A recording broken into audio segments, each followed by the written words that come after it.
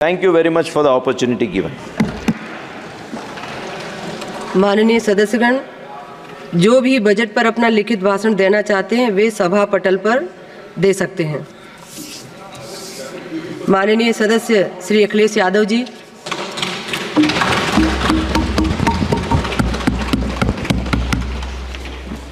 सभापति महोदया, मैं आपका बहुत धन्यवाद देना चाहता हूं कि आपने मुझे बजट 2024-2025 में बोलने का मुझे मौका दिया है। इस सरकार का लगातार ये 11वां बजट है। 11वें बजट के बाद भी नाउम्मीदगी दिखाई दे रही है और सरकार में हैं तो सरकार के लोग तो अच्छी बात करेंगे ही, न केवल नाउम्मीदगी दिखाई दे रही है बल्कि जो चेहरों पे खुशी होनी चाहिए थी सरकार बनने के बाद, वो चेहरों पे उतनी खुशी नहीं दिखाई दी। बिल्कुल खुशी नहीं। ये 11वें बजट में बेरोजगारों के लिए, युवाओं के लिए, गांव के लिए और उनकी तकलीफ परेशानी का जो मुद्दा है वो 9-2-11 दिखाई दे रहा है मुझे। महंगाई में घर चलाना, बच्चों को पढ़ाना और घर के बड़े बुजुर्गों की दवा इलाज से लेकर के महंगाई का जो सामना करना पड़ रहा है, ये बातें परिवार वाले बखूबी जानते हैं।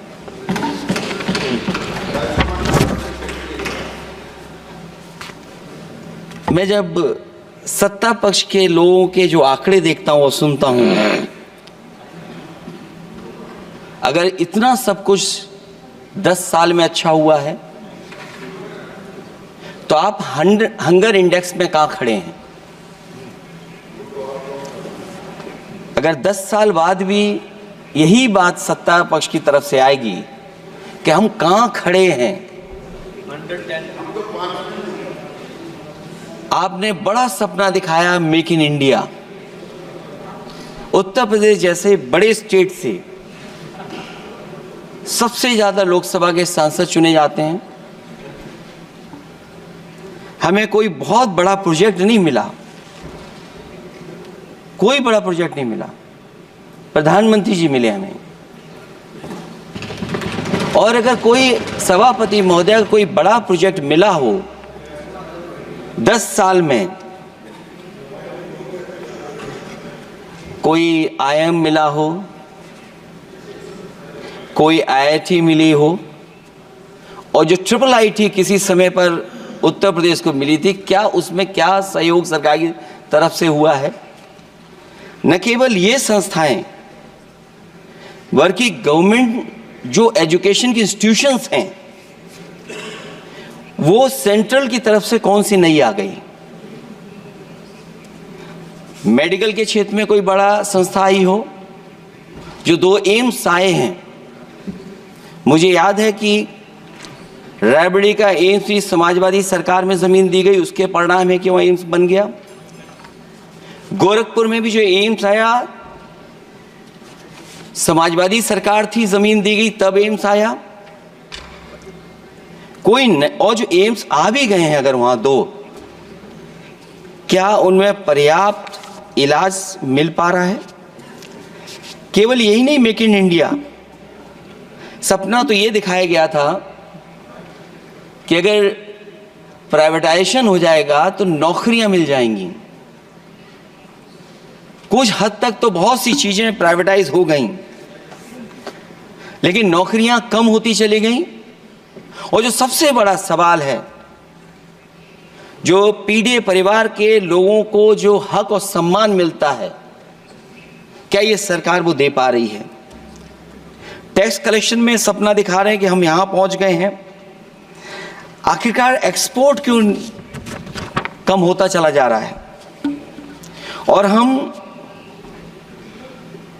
जो ट्रेड डेफिसिट है उसको कैसे खत्म करेंगे?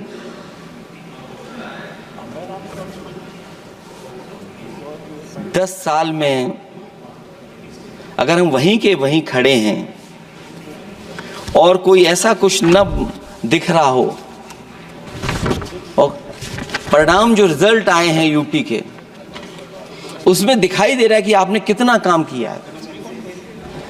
सभापति महोदय, अगर ये सब कुछ अच्छा किया होता तो क्या परिणाम ऐसे आए होते? जहां हारे ही नहीं हैं आप, सीटें ही कम नहीं हुई हैं। देश के प्रधानमंत्री जी भी वोट से हारे हैं, वोट से हारे हैं। जो कभी 5 लाख तक जीतना था जिन्हें, या 10 का टारगेट बनाया था, कितने से जीते? तो कम से कम इन चीजों को तो देखें। मैं जब सुनता हूं सत्तापक्ष लोगों को तो मुझे वो लाइनें याद आ जाती कि वो झूठ बोल रहा था, बड़े सलीके से मैं एतवार न करता तो और क्या करता।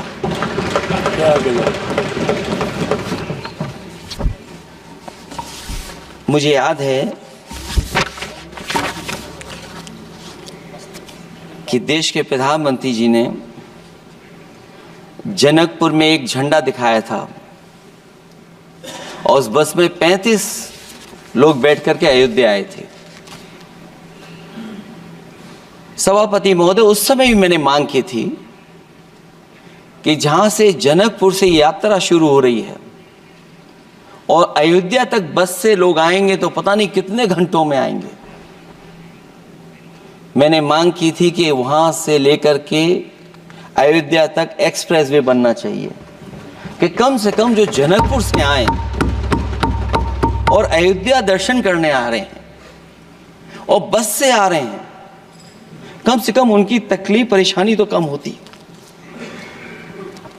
जो आप कहते हैं कि एफडीआई बहुत आया है, मैं अभी सुन रहा था, कहा कि टेलीफोन बनने लगे। टेलीफोन बन नहीं रहे हैं, मोबाइल बन नहीं रहे हैं। वो समाजवादी पार्टी के समय पर नोएडा में जो इंडस्ट्रियल पॉलिसी थी, इलेक्ट्रॉनिक पॉलिसी थी, उसके तहत आई थी। वो इंडस्ट्री जितनी आई है उस समय उस पॉलिसी के तहत आई और बन नहीं रहा है। मेक इन इंडिया नहीं हो रहा है। लेकिन जमीन किसने दी है? जमीन किसने दी थी उन लोगों को? बिना जमीन पर हवा में बना दो तो मैं आपका धन्यवाद दूंगा। उस पॉलिसी के तहत वो झूठ बोल रहा था बड़े सलीके से। आप कह रहे हैं कि एफडीआई लाए हैं हम लोग। एफडीआई, अगर पूरे देश का हम एफडीआई देखें तो उत्तर प्रदेश को कितना एफडीआई मिला है? सभापति महोदय, अगर 1% से ज्यादा भी एफडीआई उत्तर प्रदेश को मिला हो तो बताइएगा आप। जो प्रोजेक्ट डिले हो रहे हैं, जिसकी वजह से कॉस्ट ओवररन हो रही है, उसका जिम्मेदार सभापति महोदय कौन है? डबल इंजन की सरकार है। लखनऊ में भी सरकार आपकी है, दिल्ली में भी सरकार आपकी है। आखिरकार ऐसा क्यों हो रहा है? और आज ही जब सदन में सभापति महोदय हम लोग आए हैं तो एक और रेल एक्सीडेंट की खबर सुनी है। जब से ये सरकार आई है, रेल एक्सीडेंट्स और पेपर लीक में कंपटीशन चल रहा है कि कौन आगे जाएगा।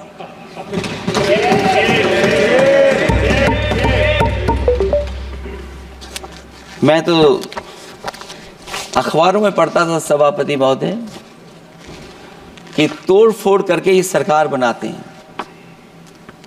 अभी एक सदस्य पिछली बार वो तोड़ फोड़ कर करके शायरी भी बनाने लगे हैं। जो प्रोजेक्ट और जिस प्रोजेक्ट के लिए प्रधानमंत्री जी एयरफोर्स का सबसे बड़ा हवाई जहाज हरकुलिस विमान लेकर के आए थे और वो सड़क पर उतरे थे, वो एक्सप्रेस वे पर उतरे थे। मैं समझता हूं सभापति महोदया, यहाँ जितने माननीय सदस्य हैं सब ने देखा होगा और सब ने निर्देश के अनुसार उस पर ट्वीट भी किया होगा। वो जो एक्सप्रेस वे अगर किसी ने बनाया था सभापति महोदय, जो डिजाइन, टेक्नोलॉजी का पार्ट, अलाइनमेंट, वो समाजवादियों की देन थी, वो आपकी देन नहीं थी। ये बात मैं इसलिए कह रहा हूं सभापति महोदया, क्योंकि इस बजट में सरकार चलाने के लिए आपने पैकेज दिया है। हमें कोई नाराजगी नहीं है पैकेज देने की, आप पैकेज और दीजिए। लेकिन अगर आप बक्सर से भागलपुर एक्सप्रेस वे बना रहे हैं तो आप उत्तर प्रदेश के पूर्वांचल एक्सप्रेस वे को क्यों नहीं जोड़ रहे हैं? और मैं तो कहूंगा आपसे कि केवल अगर आप 25 किलोमीटर जोड़ देंगे, जहां पूर्वांचल एक्सप्रेस वे रुक गया था, केवल 25 किलोमीटर आप जोड़ देंगे तो दूसरे काम को अपना जो बनाते हैं, आप ये कह पाएंगे कि दिल्ली से लेकर के आपने भागलपुर तक एक्सप्रेस वे दिया है। हाँ जी, वो अभी से नहीं, बहुत पहले से बन रहा है। बहुत पहले से बन रहा है। मैं ये नहीं कहना चाहता कि क्या दिया आपने, मैं ये कहता हूं कि अगर आप बक्सर से भागलपुर एक्सप्रेस वे दे रहे हैं केवल बिहार के लोगों को खुश करने के लिए, मैं उससे सहमत हूं कि आप बिहार की तरक्की के लिए एक्सप्रेस वे दें, लेकिन जो पखनपुरा, जो आखिरी गांव है जहां पर छूट गया है, वहां से आप क्यों नहीं जोड़ रहे हैं? और हमारे स्टेट के लिए आप कोई नया एक्सप्रेस वे क्यों नहीं दे रहे हैं? आप हमारे लिए क्यों नहीं दे रहे हैं एक नया एक्सप्रेस वे? आप दिल्ली के बजट से दे रहे हैं, आप यूपी अपने बजट से बना रहा है। आप बताइए कोई यूपी को आपने एक्सप्रेस वे दिया हो? कोई एक्सप्रेस वे नहीं दिया। और मैं तो कहूंगा, और याद दिलाइएगा अपनी सरकार को, एक बुंदेलखंड एक्सप्रेस वे बना था, अभी बताएंगे आपको उसका भी। सभापति महोदय, एक बुंदेलखंड एक्सप्रेस वे दिया सरकार ने, उत्तर प्रदेश सरकार ने। वो दिल्ली के बजट का नहीं है, मैं मांग कर रहा हूं कि दिल्ली के बजट से कोई एक्सप्रेस वे मिलना चाहिए। जो बुंदेलखंड एक्सप्रेस वे दिया, प्रधानमंत्री जी उद्घाटन कर करके वापस लौटे। अब रिपेयर का पैसा कौन देगा? वो आज भी रिपेयर मांग रहा है। सभापति महोदय, कोई कल्पना कर सकता है कि नया एक्सप्रेस वे बना हो जिसका प्रधानमंत्री जी ने उद्घाटन किया हो, वो आज रिपेयर मांग रहा हो? और वो एक्सप्रेस वे 6 लेन नहीं है, वो 4 लेन है। मैं इसमें भी सुझाव देना चाहता हूं, ये जो बुंदेलखंड वाला एक्सप्रेस वे है, ये अभी 15,000 करोड़ से ज्यादा का बना है स्टेट गवर्नमेंट का। इसको मुनाफा नहीं हो रहा, टोल कलेक्शन नहीं है बहुत ज्यादा। इसको सतना से जोड़ दिया जाए और बुंदेलखंड जहां से शुरू हो रहा है हमारे डिस्ट्रिक्ट इटावा से कम उसको हरिद्वार तक ले जाना चाहिए। अगर हरिद्वार से लेकर के सतना लोग चले जाएंगे तो शायद बुंदेलखंड के लोगों को भी लाभ होगा। और सबसे बड़ी बात है सभापति महोदय, दिल्ली और लखनऊ मिलकर के उन एक्सप्रेस वे की सेफ्टी से और उसकी डिजाइन से खिलवाड़ कर रहे हैं। जो इंडियन रोड कांग्रेस कहती है, जो डॉक्यूमेंट कहता है, वो ये कहता है कि मीडियन सड़क का 12 मीटर से लेकर के 14 मीटर होना चाहिए। आप जाकर के देख के आइए, जो पूर्वांचल वाला बना है उसका मीडियन कितना है? क्या भविष्य में आपने चलने वालों की सेफ्टी के साथ खिलवाड़ की है कि नहीं की है?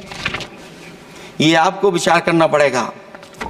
जिस समय लद्दाख और चीन को लेकर के सवाल उठा था सभापति महोदय, उस समय पॉलिटिकल पार्टी से सुझाव मांगे गए थे और सुझाव ये मांगे गए थे कि आप क्या सुझाव देना चाहते हैं। तो उस समय जो सुझाव समाजवादी पार्टी ने दिया था, वो सुझाव ये था कि लिपू लेक से लेकर के आपके ग्वालियर तक 6 लेन हाईवे बनना चाहिए। कभी जरूरत पड़ने पर सीमाओं पर हमारी फौज का आना जाना जल्दी हो जाए। और मुझे याद है, जो अखबारों में मैंने पढ़ा था, सरकार ने उसको स्वीकार कर लिया था कि 6 लेन हाईवे बनेगा वो। लेकिन जब टेंडर की बात आई तो सुनने में आया कि वो 4 लेन बनने जा रहा है। और अभी जब वो काम हो रहा है, जब काम मैंने दोबारा उसको देखा तो पता लगा कि डबल लेन पेव शोल्डर बन रहा है। सोचिए कहाँ 6 लेन बनाने की बात थी, आप डबल लेन पेव शोल्डर बना रहे हैं। और पता नहीं कौन उस हाईवे को डिजाइन किसने किया है डिजाइन, कि जितने भी कस्बे उसके आसपास पड़ रहे हैं, कस्बे वाले अब नाला कहां से बनाएं, घर ऊंचा करें कि सड़क को तोड़ें। बहुत सारे कस्बों को वो समस्या के संकट में डाल दिया है सरकार ने।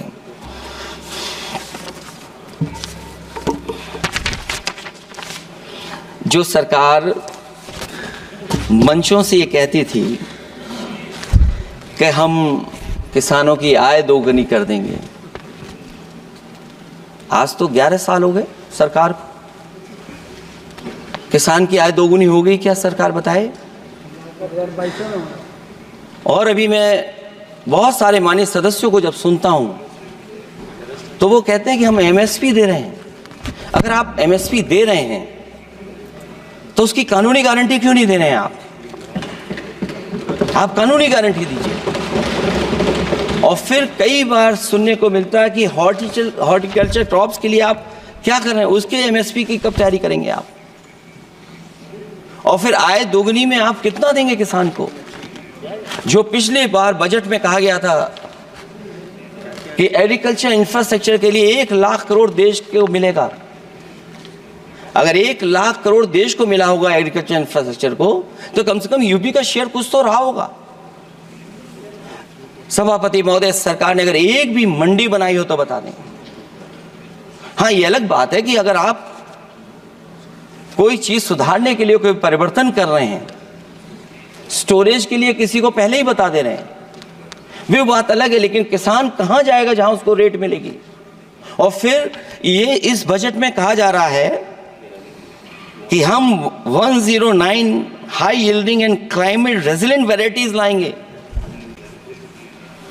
तो सभापति महोदय, हम अपने माननीय मंत्री से कहेंगे कि वो ग्लोबल वार्मिंग के लिए जो आप काम पिछले कितने वर्षों से कर रहे हैं, क्या हुआ उस ग्लोबल वार्मिंग का? COP21 में भी आप हुआ है, G20 में भी आपने आश्वासन दिया, और कुछ नहीं किया। तो आपको क्या लाना पड़ रहा है? 109 high yielding and climate resilient varieties. आप मुझे बताओ किसान पर कब तक पहुंचाओगे आप, और उसको पहुंचाने के लिए आपके पास क्या इंतजाम है? और फिर दूसरे पैराग्राफ में फिर बदल जाते हैं आप। अभी आप बात कर रहे हैं रेजिलेंट वैरायटीज की, और फिर आप कह रहे हैं कि हम नेचुरल फार्मिंग को बढ़ावा देंगे। सभापति महोदय, इस सरकार बताए कि रेजिलेंट क्रॉप सीड्स कब तक पहुंचा देंगे, उससे लाभ किसानों को कैसे मिलेगा? और फिर नेचुरल फार्मिंग जो अभी भी कर रहा है किसान कई जगह पर, उसके लिए क्या अलग से पैकेज है आपके पास बजट में? आपने तो केवल सभापति महोदय एक चीज सीखी है पार्ले जी बिस्किट से, महंगाई और मुनाफा। इस सरकार ने 10 साल में डीएपी की बोरी को और खाद की बोरी को छोटा कर दिया। इससे और ज्यादा छोटा मत करना आप। और आपने डीएपी, जब किसान डीएपी लेने गया तो सरकार ने कहा कि बिना नैनो यूरिया के आप नहीं मिलेगा आपको। मैं सरकार से जानना चाहता हूं कि नैनो यूरिया से क्या लाभ पहुंचा है किसानों को, ये बताइए। नैनो यूरिया से क्या लाभ पहुंचा है सरकार बताए।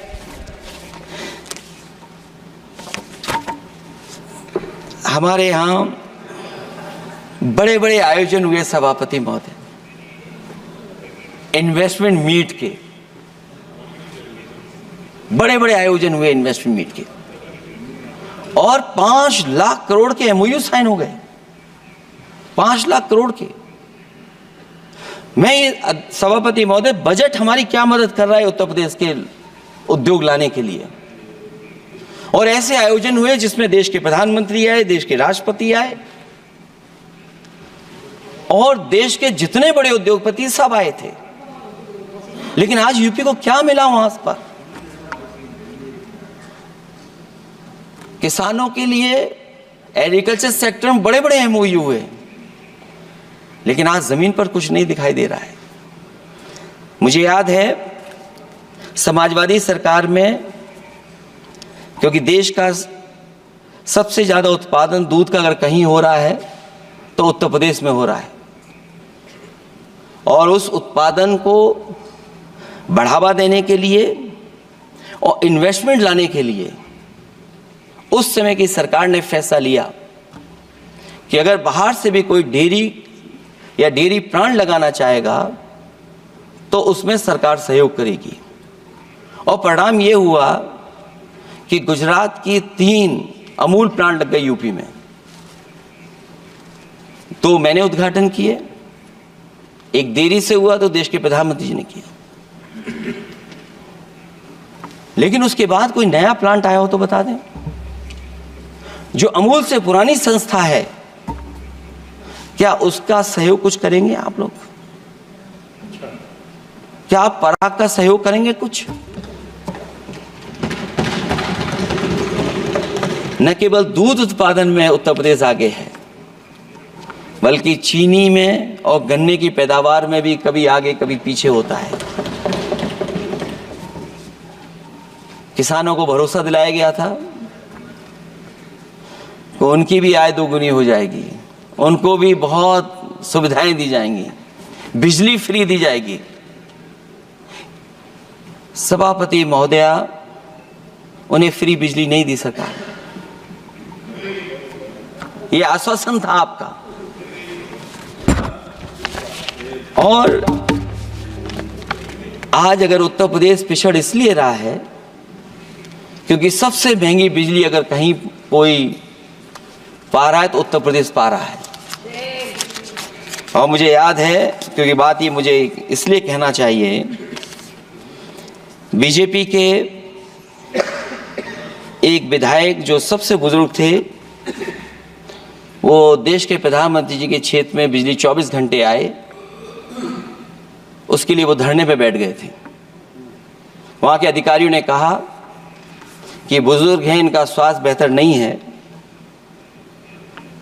इनका धरना आप उठवा दीजिए।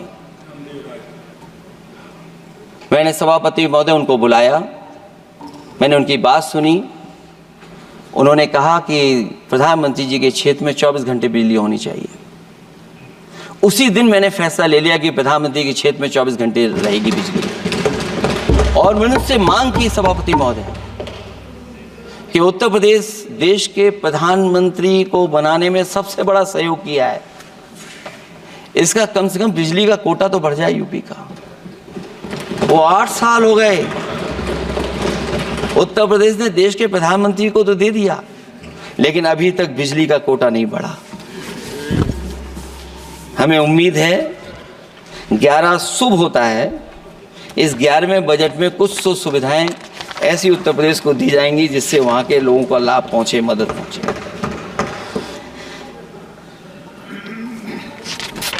जहां किसान आत्महत्या कर रहा है, और पिछले 10 साल में सरकार जानती होगी कि कितने किसानों ने आत्महत्या की है, लाखों लाख किसान आत्महत्या कर चुके हैं। जहां किसान तकलीफ और परेशानी में है, वहीं सबसे ज्यादा अगर संकट किसी चीज पर आया तो वो नौकरी पर आया है, रोजगार पे आया है। जब सरकार का बजट मैं पढ़ता हूं तो जो स्कीम्स लाई जा रही हैं उसमें, क्या ये स्कीम नौजवान को पक्की नौकरी दिलाएगी? क्या इन स्कीम से 5,000 रुपए देकर के आप नौजवान का भविष्य बनाना चाहते हैं? आप क्या दे रहे हैं आप? और मुझे तो ये लगता है कि जो वर्क फोर्स आप बना रहे हैं ट्रेनिंग देकर के सरकार के पैसे से, अंतोगत्वा इनको भी एक्सप्लॉइट वही लोग करेंगे, उद्योगपति। आखिरकार जब इतनी टेक्निकल, इतनी ट्रेन फोर्स होगी, तो आप ये मुझे बताइए कि उसके भविष्य क्या होगा। अगर इतने बड़े पैमाने पे आप ट्रेनिंग करा रहे हो, सरकार का बजट उसमें खर्च हो रहा है, तो सभापति महोदय उनका भविष्य क्या होगा? 5 साल के बाद। और जो अग्निवीर वाली नौकरी है, सभापति महोदया, कोई भी नौजवान जो फौज के लिए तैयारी करता है वो कभी स्वीकार नहीं कर सकता। जब पहली बार ये स्कीम आई थी अग्निवीर, उस समय बड़े बड़े उद्योगपतियों से ट्वीट कराया गया था कि अग्निवीर से अच्छी कोई योजना नहीं है, इनको हम नौकरी दे देंगे, हम अपने यहां रख लेंगे। और शायद सरकार में बैठे लोगों को यह बात याद होगी, क्योंकि सरकार खुद स्वीकार करती है स्कीम ठीक नहीं है, तभी वो अपनी अपनी सरकारों से कह रहे हैं कि अग्निवीर वाले जो लौट करके आएंगे उन्हें कोटा दीजिए, आप नौकरी दीजिए।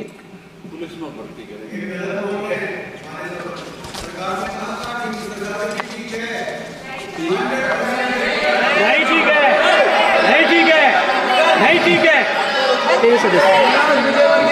बीजेपी मुख्यालय पे चौकीदार लगाएंगे। सभापति महोदय, मैं बैठ जाता हूं, आप खड़े होकर के कह दीजिए अग्निवीर व्यवस्था अच्छी है। मैं इस सभा में खड़े होकर कहता हूं, उस राज्य से आता हूं, हिमाचल प्रदेश से, जिसने पहला परमवीर चक्र विजेता मेजर सोमनाथ शर्मा दिए। कारगिल के युद्ध में सबसे ज्यादा शहीद होने वाले हिमाचल प्रदेश के वीर नौजवान थे। 4 परमवीर चक्र विजेता हुए, उसमें से 2 कैप्टन विक्रम बत्रा और सूबेदार संजय कुमार हिमाचल प्रदेश से हुए। और मैं कहता हूं, जी हां, जो लंबे समय से मांग थी 1 रैंक 1 पेंशन की किसी सरकार ने पूरी नहीं की, वो नरेंद्र मोदी जी की सरकार ने यहां पर पूरी की है। और मैं एक बात और कहता हूं, अखिलेश यादव जी सुन ले, अग्निवीर में 100% एम्प्लॉयमेंट की गारंटी है और रहेगी। माननीय सदस्य साहब अपनी बात। सभापति महोदया, जो मैंने बहुत छोटा सवाल पूछा था, मैं दूसरी बात कहता हूं। अगर ये जो बात आप कह रहे हो, तो आपको जरूरत क्यों पड़ रही कि आपको उत्तर प्रदेश में और प्रदेशों में कोटा देना पड़ रहा है 10%? सभापति महोदय, बैठी सभापति महोदय, जहां तक परमवीर, रुक जाइए,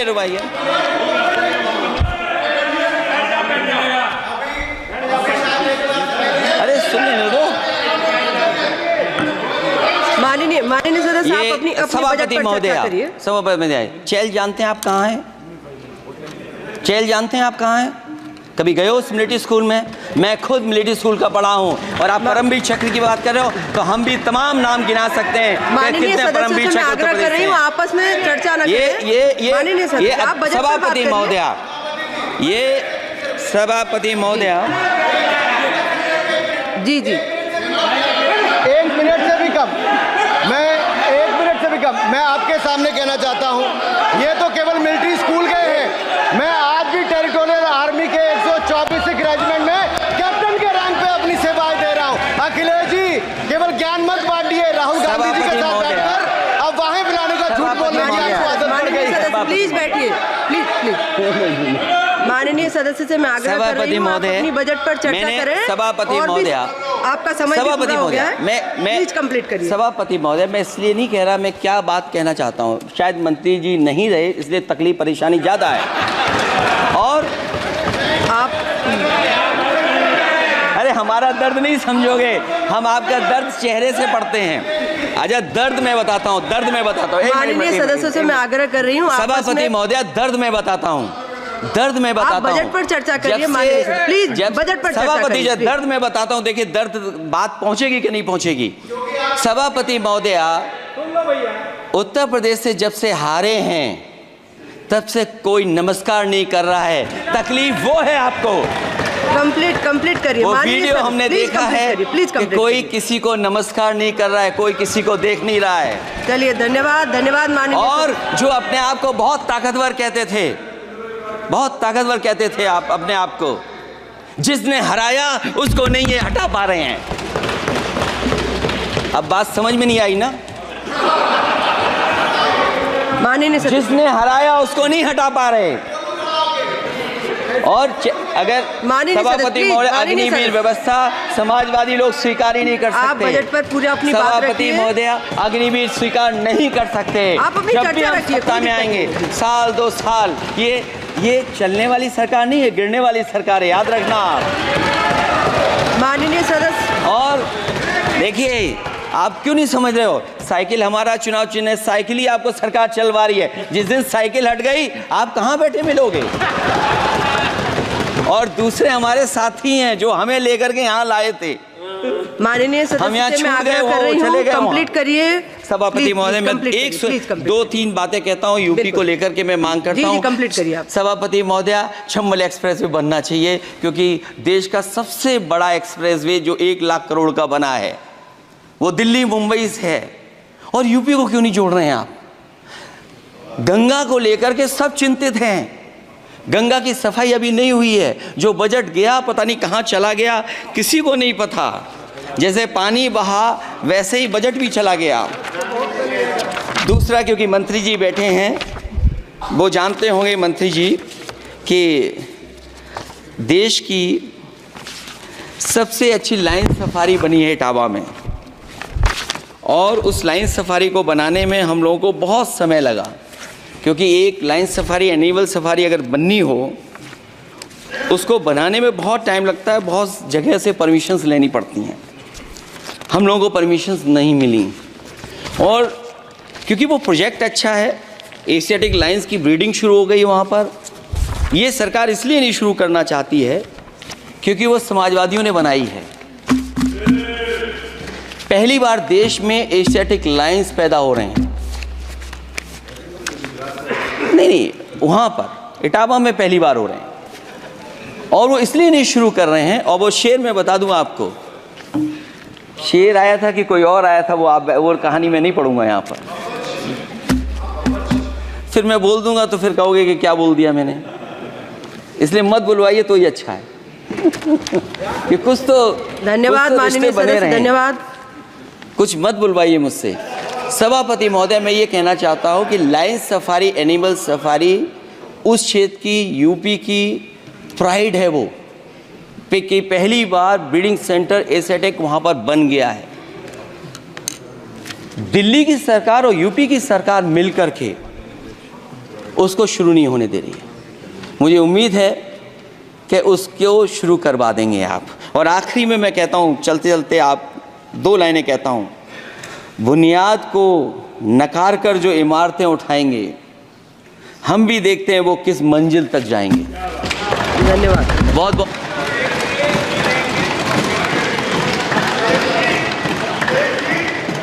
अखिलेश जी, कुछ ज्ञान माननीय विपक्ष के नेता को भी दे दीजिए।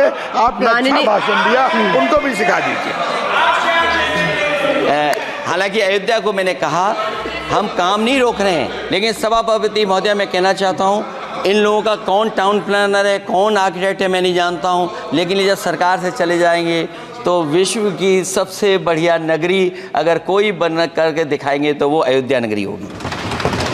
माननीय सदस्य, क्योंकि इससे बड़ा सम्मान और कोई नहीं हो सकता।